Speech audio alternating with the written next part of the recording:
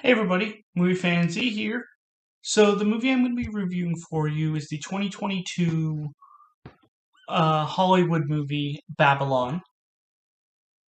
So basically the plot is that it is a tale of outsized ambition and outrageous excess, tracing the rise and fall of multiple characters during Hollywood's transition from silent films to talking movies in the late 20s. So, as far as the cast and crew goes, you have Damien Chazelle of Whiplash and La La Land fame as the director. And then you have Jack Conrad, played by Brad Pitt. You have Nellie Leroy, played by Margot Robbie. And you have Manny Torres, played by Diego Calva. So, Jack Conrad is like the biggest name in silent films in this movie. You have Nellie Leroy, who is trying to make it big in the on screen and does find success. And then you have Manny, who also wants to find it big and finds it big in another way. But along with that, you have Gene Smart, who is like the biggest columnist during the time.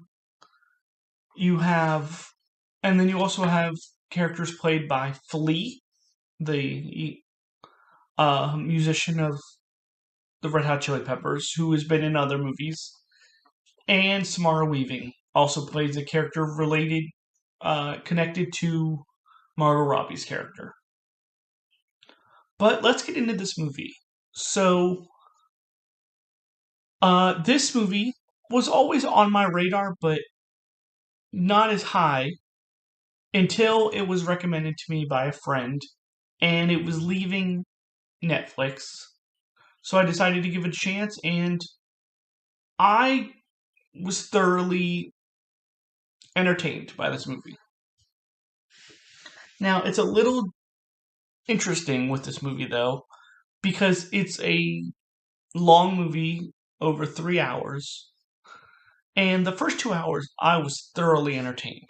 I thought the performances and and the chemistry between the characters was really good. I thought the story was one that really grabbed me. And like I said, I was entertained. But then the third hour happened, and it definitely sunk a little. Because it got a little too bizarre. And I understand with this story, you get to see a different aspect of, like, Hollywood. But it was a little too bizarre. And they changed a couple of the characters and the chemistry, and I just feel like it didn't gel as well. I will say, though, that you do get, at least in the third hour, you do get more from the third character. And so, here, let me be more specific. So, the changes were to the characters of Manny and Nellie, and then Jack gets a good boost in the third hour. But you also got a good monologue from one of the supporting characters. And it was a good ending. So overall, even though with the little things in the third hour, I was still thoroughly entertained. So I'm going to give this movie a 4 out of 5. And if you enjoy my reviews, please consider liking and subscribing. But this was my review for the 2022 film Babylon. Come back next time for another review. This is MovieFanZ signing off. Have a good night.